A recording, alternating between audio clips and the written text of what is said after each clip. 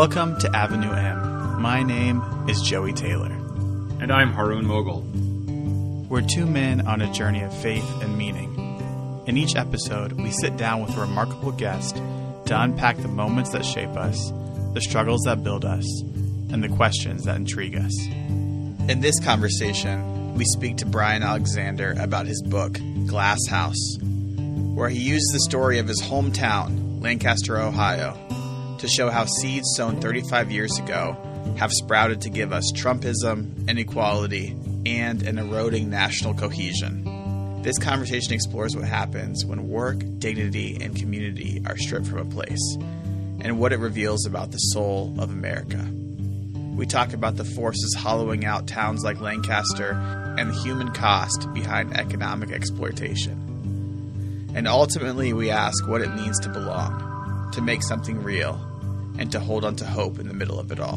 The way I want to start the conversation is, we're talking about this book, Glass House, and it's a story about a particular town in Ohio. And I want to hear you talk just a little bit about when you set out to write this book. Was your intention to write specifically and only about this town, or were your ambitions bigger, larger than that? Well, the answer is both. So I'm writing specifically about the town. Lancaster, Ohio, where the book is set, is really an avatar for a couple of hundred other places in the United States that have undergone some of these transformations. Just the other day, somebody showed me a report on what's called forgotten cities. And Ohio actually has more forgotten cities than any other state in America. The forces that acted upon my hometown of Lancaster have acted upon hundreds of other places, and they continue to act on places today all over the country. The purpose of writing the book was, yes, it's about Lancaster, Ohio, but this same thing is happening everywhere. So you talk about Lancaster, and you're from Lancaster. I am. How long since you've been outside of Lancaster? Well, I went to college in California at age 18. I went back for frequent visits. And then when my folks do what every good Ohioan does, which is retire to Florida, I started, visiting them in Florida, and I spent much less time in Ohio. The genesis of the book actually I think is kind of interesting. My father had passed away. My mother wanted to go back to Lancaster to hang out with some of her cronies and go to what's called the Lancaster Festival, which is an arts and music thing that lasts for about a week in the summertime. And so I flew my mom up to Lancaster, actually to Pittsburgh, where we went to her hometown in Jeanette, Pennsylvania, which was another glass town, believe it or not. And then we drove into Lancaster. She went out to lunch with some of her old friends, and I walked around the town, and I thought, man, there's a very different feeling here than there used to be. So I drove around the town. It was a beautiful summer day. I went to the two public pools where when I was a kid, they'd be packed with kids on a day like this. And there's hardly anybody there. There's hardly any kids in the parks. Where are the kids? So I took a walk downtown and I went to Lancaster Glass, which was another glass company in the town where my father had worked. And I knocked on the door because it was all locked up. And the guy said, well, we're closed, a security guard. And I thought he meant maybe they shut down for the festival. And he said, no, we're closed for good now. So I said, my dad used to work here. And he goes, well, you want to come in and walk around? And I did. And I went into the furnace room where the hot molten glass is made and it's formed into different products. And all the equipment, all the tools were just like guys had walked off the job an hour before. It was a little spooky. And so I started to do some research, and I thought there's a real story here. And the story has actually been going on for some time, and I'm a reporter and I've totally missed it. A story of America is happening right in my hometown. So I moved back to Lancaster. I spent over a year living back in Lancaster to report the book. So while I had been away for a couple of decades, more than a couple of decades, I did move back and live there for the duration of the book.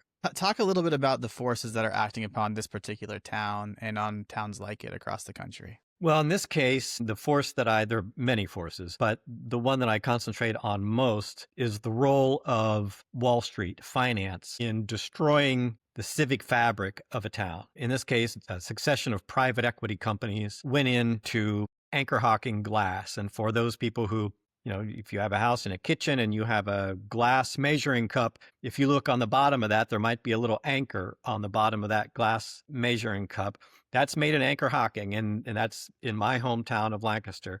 At one point, Anchor Hocking was the world's leading manufacturer of glass tableware and the second leading maker of glass containers like beer bottles and baby food jars and that sort of thing. It was a nationwide company, a Fortune 500 company. And in my hometown, it employed about 5,000 people. But private equity guys came in. To make a long story short, they milked the company for all of its resources, paid themselves many millions of dollars, and bankrupted the company twice. And when that happens, there's all sorts of fallout regarding the civic structure of a town, regarding the way people perceive the world around them. There was a rise, very sharp rise, in drug addiction. So I spent a lot of time hanging out with heroin addicts and so on. This is a common story throughout Southeast Ohio, West Virginia, Kentucky, Virginia, because of the same sort of despair and loss of hope and loss of faith. Loss of faith in government, loss of faith in business, just sort of generalized loss of faith. So I grew up outside of Springfield, Massachusetts. Long after I'd left, I learned that Springfield was nicknamed the City of Mansions, which to me struck me as absolutely absurd because Springfield did not seem like the kind of place where there would be many mansions. And I discovered a story that's not that different from the story you tell, that this was a city that at one time was home to some very valuable companies, produced a lot of real, tangible, physical objects that people wanted, needed, and made money. And the city went into decline. I don't know the story nearly as well as you know the story in Lancaster, Ohio, but I imagine there's a lot of parallels there. Yeah, that a place I'm sure that was there is. thriving. I mean, Pittsfield, Massachusetts is another example. Yeah. I mean, you drive through some of these towns in Western Massachusetts, like Holyoke and Northampton, and you see the factories, you see the smokestacks, and everything's shuttered, everything's closed, and they've never really recovered. So I went back to the mosque that I grew up at, which used to look a lot different in the 1980s, 1990s, because the community was wealthier. And I know from my own experience that everyone in my generation in that Muslim community moved away. I don't really know. I think I know maybe one or two people who stuck around in the area, kind of, sort of, but not really. But you said you wanted to make a long story short. I want you to make the long story long. I want to ask you, because I think it's important, right? This gets to the heart of what is happening to our country. And it's almost as if we've colonized ourselves. We've gutted our cities. We've devastated our manufacturing. We've pillaged through our resources for the sake of a balance sheet somewhere. So I want to ask you to go back to that story and start with the question of Wall Street. Before these companies came in, how was Anchor Hocking doing? Anchor Hocking was doing fine. Anchor Hocking was what was known as a widows and orphans stock. In other words, you were never going to get fabulously wealthy overnight by buying Anchor Hocking stock. But Anchor Hocking was always going to pay you a decent dividend as an investor. And it was boring. It was a boring stock, which is exactly what you want. You don't really want a lot of excitement when you're investing in a stock. The Flint Glass Workers Union, which was the union of the glass workers, they had fights with management. Management had fights with the union. But in general, they got along well, and pay was pretty decent. A lot of these glass workers, Lancaster sits at the very edge of Appalachia. There's a place, an area in Ohio that's now sort of been branded as the Hocking Hills, but it's really just Appalachia. It's beautiful. And Lancaster sits about 5 miles from there. I mean, from my front yard, you can see the last rolling hills of Appalachia. So a lot of these glass workers had been Appalachians. They had been coal miners or draymen or brick makers. Life was never easy for them. And it wasn't necessarily easy in the glass factory, but it was dignified work, paid benefits, paid a good union wage, and they could buy a house and a bass boat and send their kids to Ohio State. And it was the way up. And not only that, but Anchor Hocking trained you. You could literally, and most of my friends, you could walk off the graduation stage on the Saturday of graduation and start in the factory on Monday. It didn't matter what you knew or didn't know, because they were going to train you. They were going to train you to be a glassmaker or a millwright or an electrician or whatever. And you were going to have a trade. So this was a secure thing. 4 or 5 generations of families would work at Anchor Hocking. The executives' wives did the polio vaccination drives and the school Yeah. bond issue campaigns and let's build new sidewalks. And the executives themselves, who all lived in town, often a couple of blocks away from the factory worker guy, they would head the hospital bond drive to make a new hospital. And it wasn't just Anchor Hocking. Anchor Hocking was the biggest one, but Lancaster Glass, where my dad worked, and then the businesses that sort of formed around it. There was a business called Stuck Mold Works. They made molds for the glass industry. So when you get a ashtray and the molten glass goes into a mold, well, there's a mold company that makes that. That was in Lancaster. There were sand companies, because glass is essentially sand. In other words, all these ancillary businesses that were part of this galaxy of the industry in Lancaster. And it forms an ecosystem. But when a Wall Street financier, he doesn't care about any of that. What he cares about is how much resource can you wring out of what was there. In the book, I liken it to a mining operation. Generations of executives and workers had laid down these layers of value over 100 years. And so this value exists sort of in the ground, so to speak. But a private equity guy comes in and says, hey, there's a bunch of value there. We can extract this value out of the company, pay off our investors, pay off ourselves, get a new house out in the Hamptons, and we don't really care what happens to the town or to the company in its future. And that's exactly what happened. And it happens everywhere. It happens all over the country. So one of our early episodes, Brian, we talked to Richard Reeves about the way that masculinity is constructed, and he likes to talk about men as surplus producers, as providers. And you're talking about a context within which community members were stripped of their capacity to be surplus producers within the context of their community. Could you talk a little bit about what it was like to see and witness the despair that resulted from being stripped of that capacity? Yeah, I'll actually tell you one of my favorite stories about this, and it's going to appear in my next book, which is coming out next year, called The Mayor. So Glass House came out, and when it first came out, I wanted to make sure that especially guys in the factory who had helped me with the book got a book from me. I wanted to personally deliver the books to them. So I went to a guy named Chris at a little house up on Buckeye Lake in Millersport, just outside of Lancaster. And he lives in a little house up there that he's lived in forever, 40 years. Chris was a union leader in the plant. So I sat down with Chris. I gave him the book. We had a little chat. I was about ready to leave, and he was, here, I want you to have something. So I always get a little emotional when I tell this story, because I think it's an important thing for people who are not from these sorts of places or familiar with to get what I'm driving at here. He goes, I want you to have something. So he stands up out of his recliner. He goes into this little bedroom, and there on the wall of this bedroom are shelves. And on the shelves are an example of every piece of ware he made in the factory for over 40 years.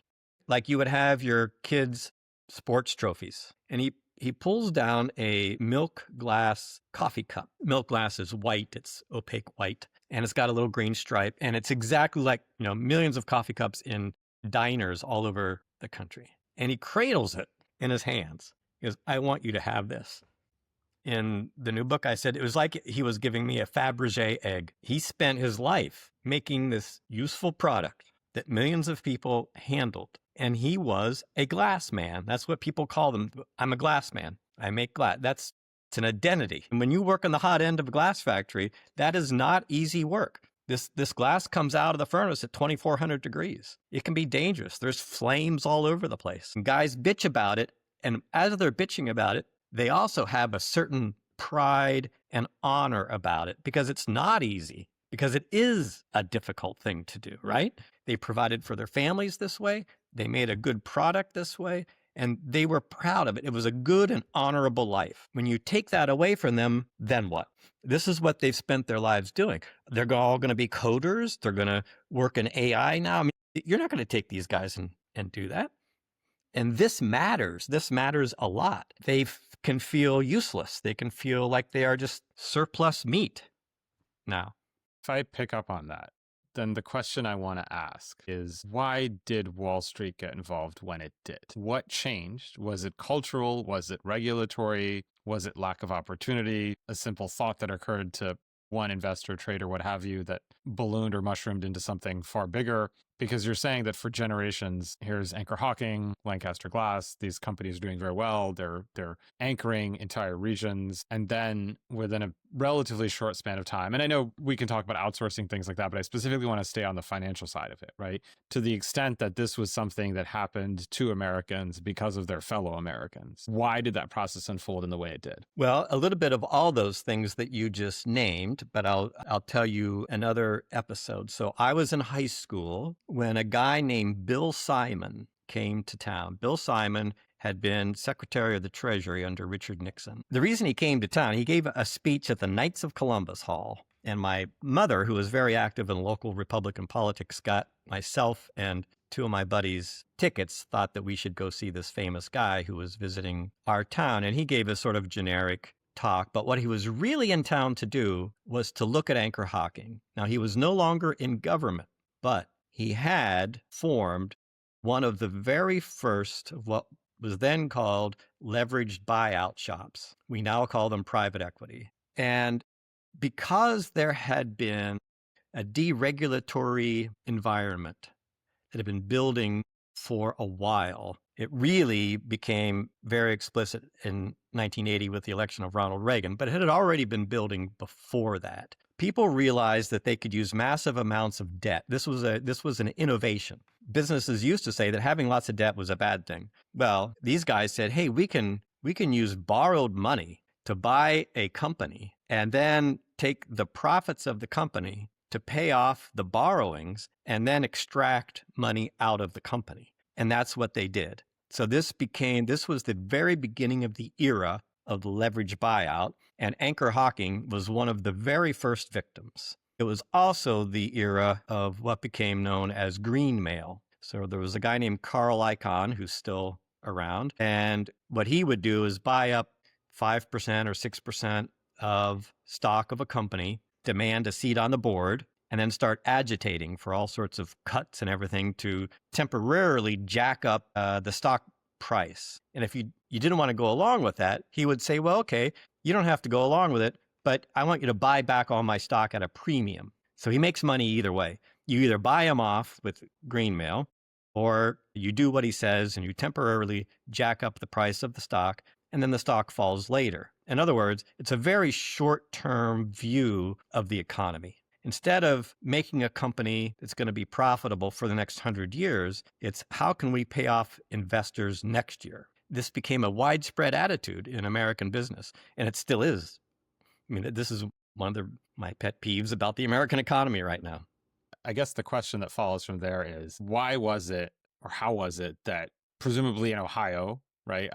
We're in Ohio. Joey and I are here. And you'd think that there would be people in politics and government who'd advocate for these companies, who'd understand what was happening and appreciate the scale of what was happening. We talk a lot about, for example, in recent national elections, the so-called blue wall, the Rust Belt, the importance of these states, that you probably can't become president if you don't win a Pennsylvania and a Michigan and what have you. And yet it seems like from the story you're telling, and it's a beautifully written and really painful but necessary book to read. So I appreciate that. But in that story, it seems like those local state officials are largely absent. Is it that they don't know what's happening or they don't care? Local officials were astoundingly overmatched by more sophisticated people. You know, in Lancaster, as true in many other places, they're thinking about how to get the streets paved and parks and the schools. They're not familiar, especially with something that was then new. They're not familiar with the sophisticated wiles of Wall Street finance.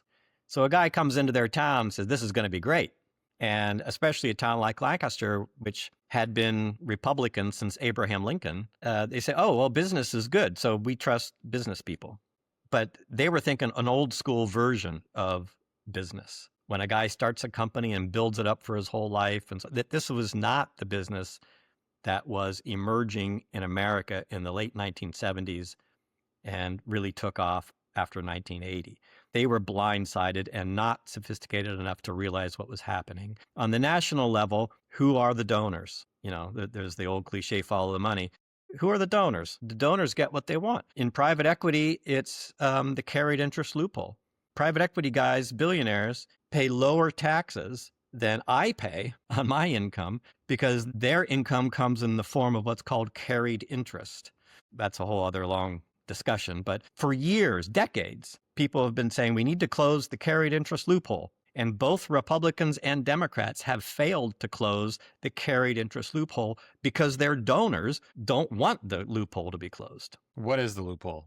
I don't want to belabor the point, but I think it's really important to understand exactly what's happening here. Well, okay. So you asked for it. So back in the days of wooden sailing cargo vessels, a captain his payment would be part of the cargo, the amount of what was carried in the ship. So, 90% of the silks and spices would go to, the Dutch financiers that financed the trip to India. But the captain, as his payment, would get 10%. That was his carried interest, the interest in what he carried across the ocean.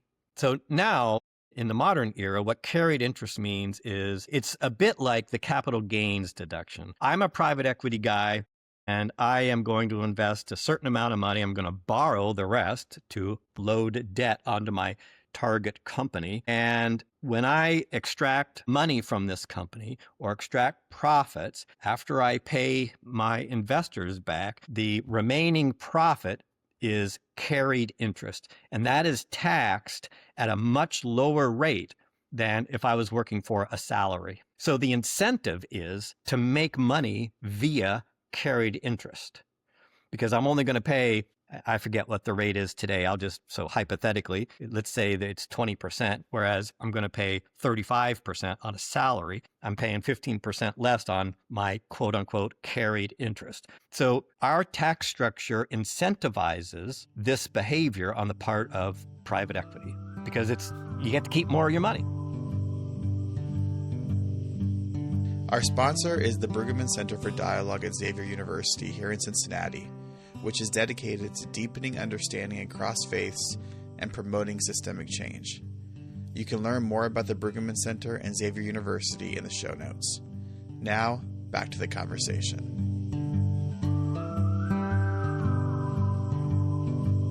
So now we're here. And in the book, you talk about how Lancaster is devastated, as Joey alluded to, the generational effects, the crime, the poverty, the alienation, the despair, certainly drugs, fentanyl. It's hard to read. And it seems like we've arrived at a point as a country where we are starting to recognize in different ways that something has gone terribly wrong, whether that's the Trump campaign talking about how America was sold out, for lack of a better term, whatever the sincerity of that position or conviction might be. On the Democratic side, you've got from Bernie Sanders to Mamdani, this we don't need billionaires anymore, we need to get money out of politics. Do you think there's actually a fundamental change in what's happened, and even conceptually, that people recognize the dangers and the real harms of what we did to our own states and regions? Or is it rhetorical and probably not translating into anything substantive? Boy. Just a light question. Yeah. Well, it depends on who you mean by people. I do believe that we are currently undergoing a revolution. And I think a lot of people don't realize we're undergoing a revolution, but we are. So some people grasp that. Many people do not. So I think a lot lately about data centers, because I still think a lot about Ohio and I still keep up to date with what's going on in Ohio. Ohio has become the land of warehouses and data centers. At one point, I used to know the number. I can't think of it now, but it was involved in millions of square feet of warehouse space. There's an organization in Ohio called Jobs Ohio, which when you buy a bottle of booze in Ohio at a state authorized liquor store, percentage of that goes into Jobs Ohio. It's a tax. And then Jobs Ohio doles out this money to companies to try to entice them to come to Ohio. And they gave a bunch of money to all these warehouses, build a warehouse. Well, the warehouses don't actually employ that many people. For one thing, warehouses are becoming fully automated. And for another thing, they're located out in a field somewhere near a highway because they're going to distribute through the entire Midwest. And they make no sort of community sense. at all. Now it's data centers. So now in Ohio, you've got soaring electricity prices because these data centers are being lured in by Jobs Ohio because, gosh, we want to be part of the high-tech economy. Once the data center is built, how many people are going to work in a data center? Hardly anybody. There's hardly any jobs in a data center, and it's going to cost you tons of water and tons of electric power.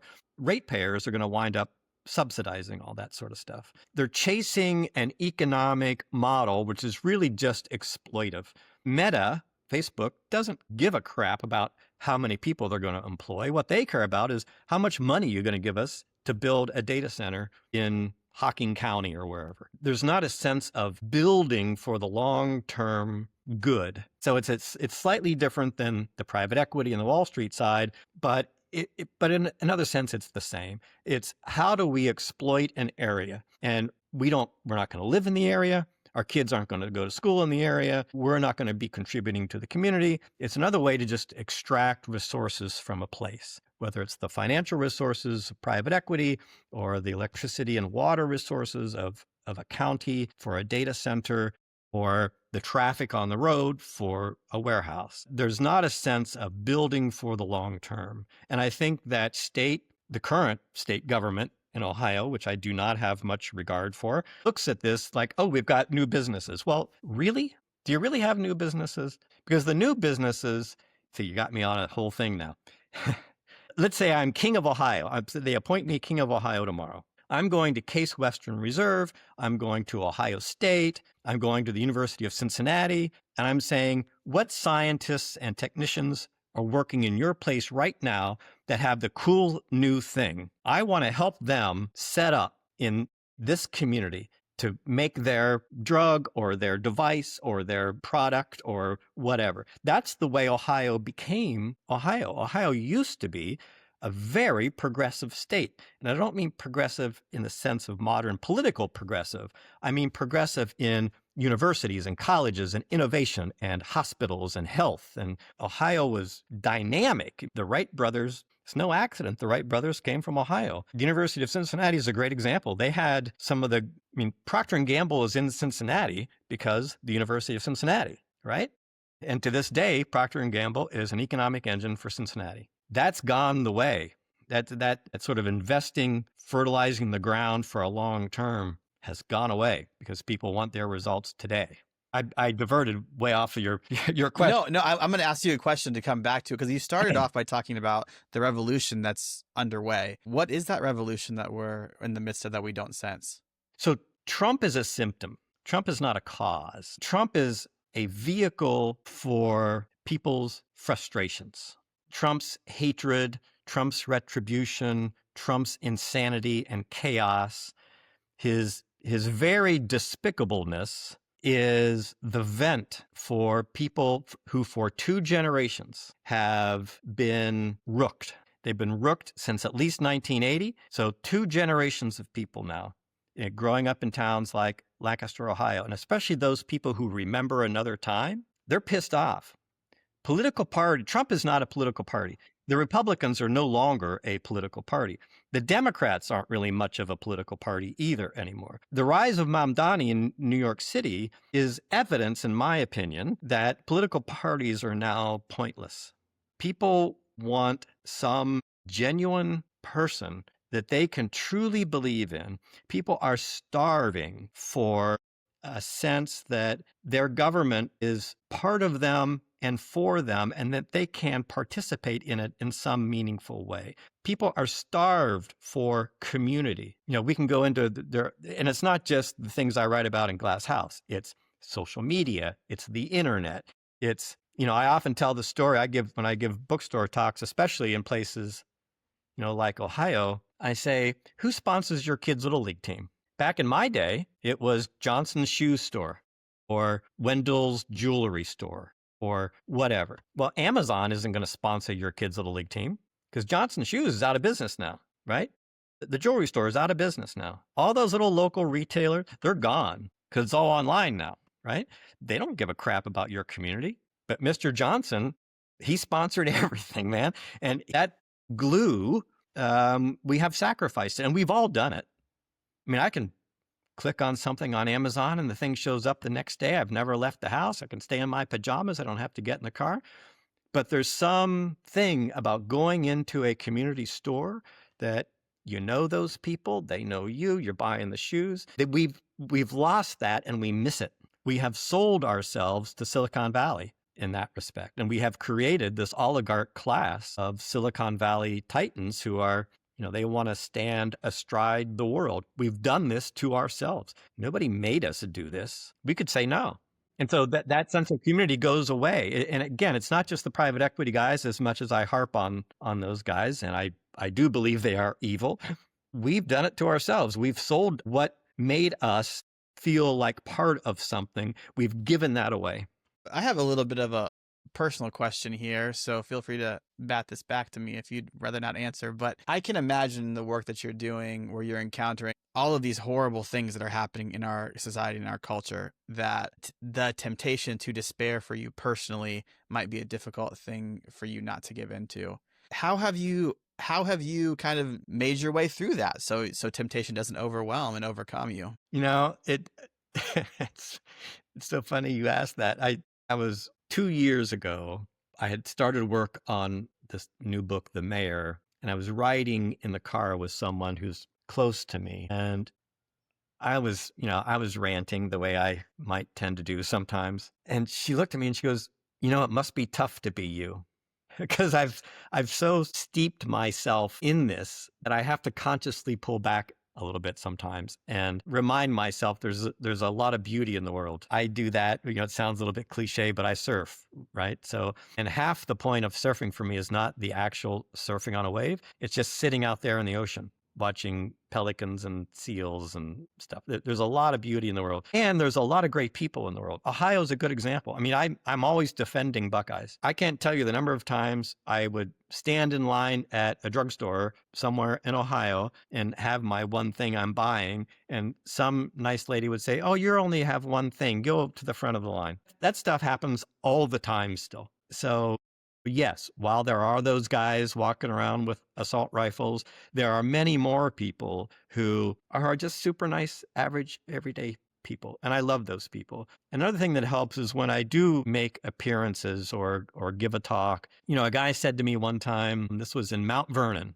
at a bookstore, a great little bookstore called Paragraphs Bookstore. And I finished my talk and I was getting some questions. And he said, you're my favorite writer of all. And I said, because I can never take a compliment. I said, come on, that can't be right. I mean, Mark Twain or Kurt Vonnegut or come on. And he said, well, it's just that you write about poor people better than anybody I know. And that touched me a lot. It's like, this is all worth it. Because, I don't make tons of money writing these kinds of books. They're not exactly, joys to read. So that he would say something like that to me told me somebody got the message. So it's all worth it. And to me, in that moment, life is good. And I like some of my friends that are in jail. I mean, I've gotten to know people who are, they're serving 2.5 years for heroin, selling a little bit of heroin. Of course, we just pardoned the former president of Honduras who flooded this country with tons of cocaine. But my little guy who's, sold 2 grams of heroin's got 2.5 years in state prison. Their friendship means a lot to me. In this current book, The Mayor, coming out next year, I got to be friendly with people who shot people. And when you hear their backstory, it's not an excuse, and they do not excuse themselves by any means, but their story is a story of redemption. And their willingness to be my friend, to me, is a bright spot in my life. So while I can sort of get a little dark sometimes, there's a lot of hope and joy. And I'm actually, despite everything we're going through right now, I think this revolution that I'm referring to, it is starting to make me optimistic. One of my favorite writers of all is a guy named Wendell Berry, and he has a very specific take on the sacredness of work. And it seems to me like some of what you're saying is that you have found for yourself good work, valuable work, meaningful work.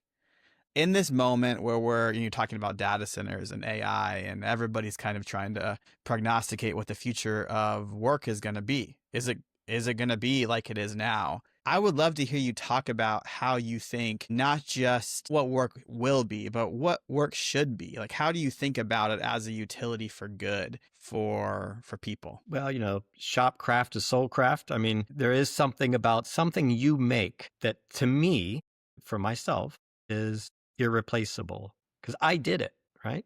I am the luckiest SOB ever that I get to go around and talk to people and get to know them, write a book. Other people are going to read the book. That, to me, that's what a blessing that is. And I can look at that, whether the book gets reviewed well or does not get reviewed well, whether it's a bestseller or is not a bestseller. I made it. It's a thing I did. AI can never do that. AI, Anthropic, stole 4 of my books. And I suspect that, and I'll find out later whether or not the Chat GPT people stole my books too to train their large language models. That's just theft. I mean, to me, AI is just a big plagiarism machine. So, I realize that makes me a bit of a Luddite. Well, so be it. To me, it takes away the soul of an individual voice. Think about every great artist. So we're just at the beginning of the AI revolution. And I actually believe artificial intelligence is a misnomer. I don't think there's anything intelligent about it. But we're at the very beginning. So we have had 10,000 years of art in the world. And when you could always count on the idea that whether it was a Rembrandt or a Neolithic statue or a great novel by Faulkner or Mark Twain or whatever, you were hearing their voice. That individual person was reaching out to you and touching your brain, your heart, your soul, and you were having a human communication. What happens when we don't do that anymore? I think that's incredibly fundamental. Well, Brian, you're talking to someone whose book was also pilfered by said company. So I feel you on that one. I have a very big question, but I think it follows necessarily from your book and from what we've been talking about.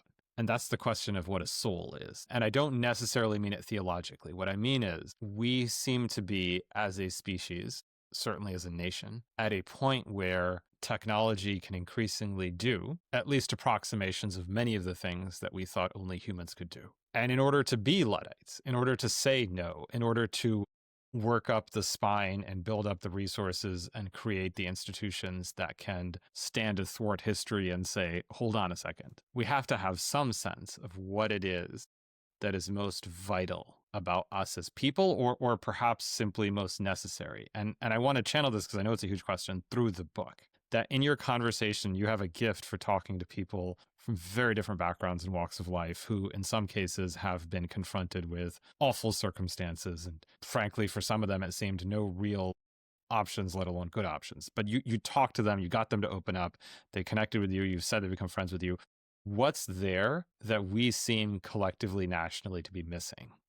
So what is the soul? You're talking to a kid who went all the way from kindergarten all the way through university in Catholic schools. So I spent a lot of time thinking about the soul and the nature of the soul. The thing that I think keeps a lot of these people who may be in some desperate circumstances, and it is this human connection. They may have a girlfriend or parents that they're still close to. And this human connection is the only lifeline that is keeping them from falling all the way into death, really. I mean, in Glass House, I spent some time with a young guy named Mark, who's a heroin addict. And Mark talks about fantasizing about what heroin addicts call falling out, meaning you're going to die from an overdose. And he sort of fantasizes about that'd be the cool way to go. Just one day, end it all, just fall out. But the thing that makes him not do that is that his parents have retained an open line with him. He still is somewhat close with his parents. And when he finally manages to get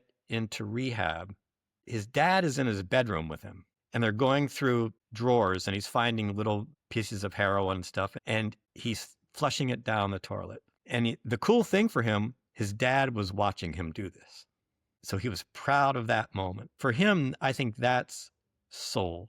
For him, Lancaster's history is part of his soul. I mean, he still has these old movie posters from this movie that was filmed in Lancaster. He's sort of proud of Lancaster's long tradition of history, pride in his town, which is something I hope comes through the book that despite all this stuff, there's still an enormous town love in Lancaster. People love their town.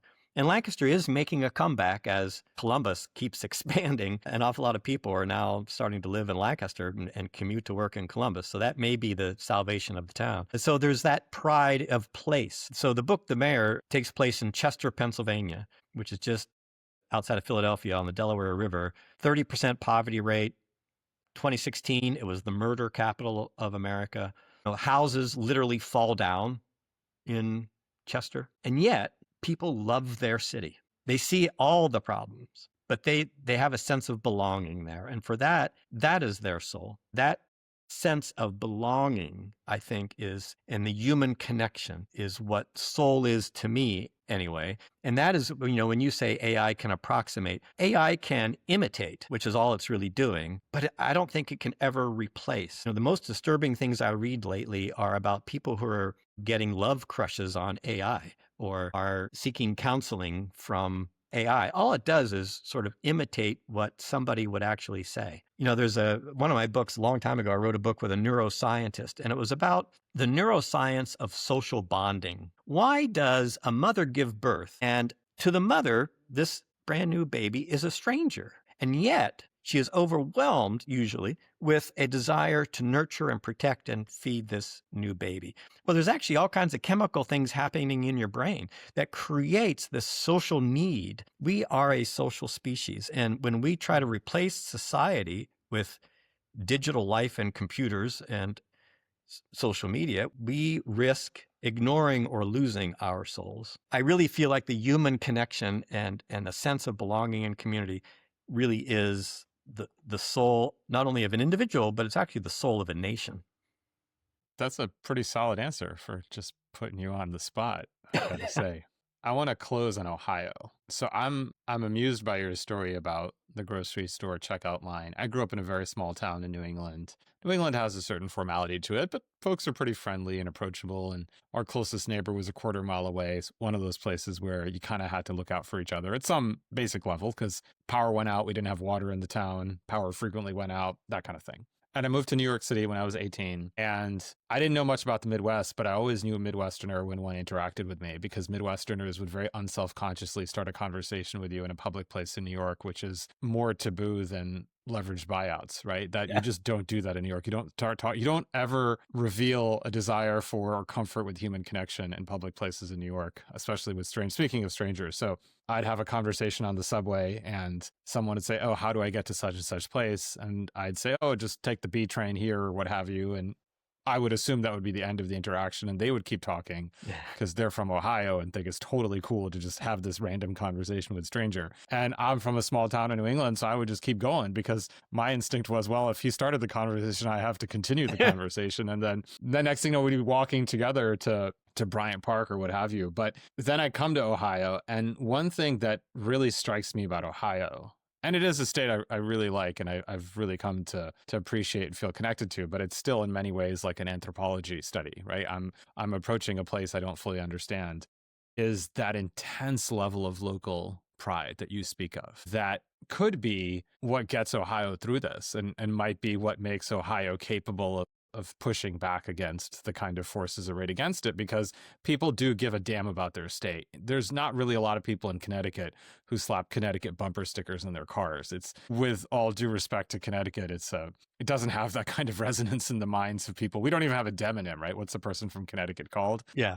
Nobody knows. And I guess what I want to ask you is, what do you think gives Ohio that kind of intense commitment that produces this kind of love, affection, closeness, that people really get into it? And people talk to me about this Ohio State-Michigan game. I keep thinking of a New York Times article about Israel-Palestine sort of thing, that it's portrayed in these epic terms when it's not really.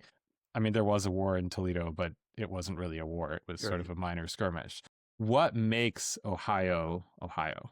I think it's a combination of pride in its past and a kind of defiance about being overlooked. So, I mean, Ohio history is a fascinating history. In my hometown was the home of General William Tecumseh Sherman and his brother John Sherman, the father of the Sherman Antitrust Act.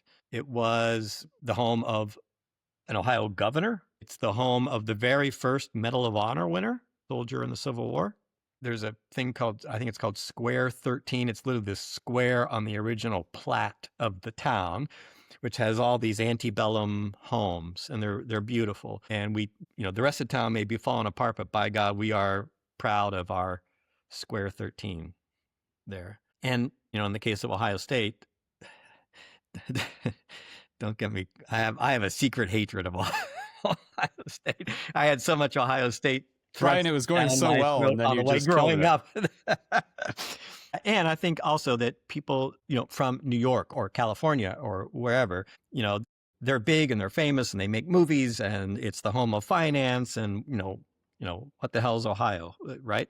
And I think the pride or that sense comes from we're worthwhile and we're going to stand up and say we're worthwhile. Somebody in Hartford, Connecticut probably commutes to New York or something, and they really don't live, they live sort of between states. People in Ohio live in Ohio. People in my hometown, to this day, I can look at the Lancaster Eagle-Gazette, which is a poor shadow of its former self. They have one reporter based in the town now. It's all run by Gannett. And I can look at the obituaries and I will recognize names, families. My best friend died this last year. We grew up from kindergarten all the way through high school. He became a renowned physicist, lived in the Bay Area. He wanted to be buried back in Lancaster. So I go back to Lancaster to St. Mary's Church. We go out to the cemetery, and I swear to God, I about lost it.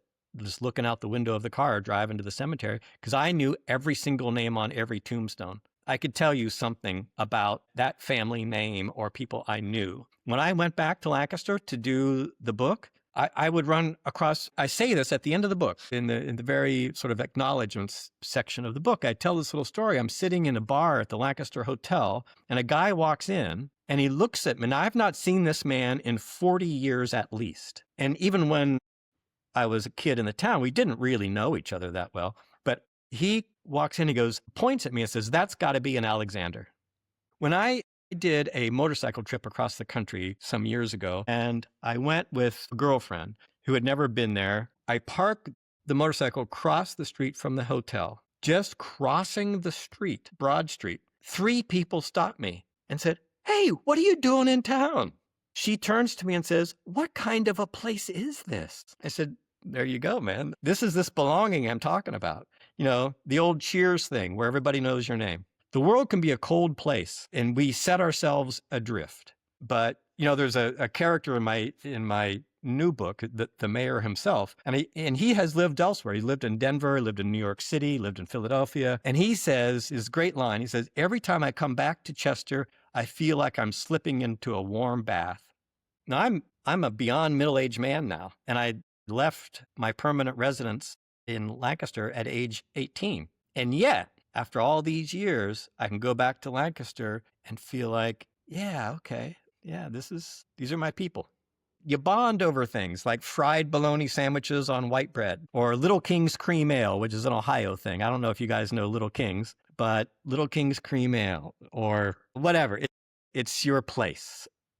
So people will defend their places. There is a love of place in this country. And I have a little rant in Glass House. This columnist wrote this thing about how people need to go get a U-Haul and move out of these towns. And I'm like, yeah, Kevin Williamson was his name. Yeah, that's easy for you to say. But all your cousins live there. Your parents live there. Your grandparents live there. You're never in trouble in one of these towns. Like something bad happens, there are 20 people at your door. How can we help you? What can we do for you? That's what people are defending. When my coastal friends look down on places like Ohio, that's what they're not getting. Thanks for listening, and thanks to Zach Swellbar for recording our theme music. If you enjoyed this episode, please don't forget to like and subscribe, and let us know what questions we should be asking and who else we should be talking to.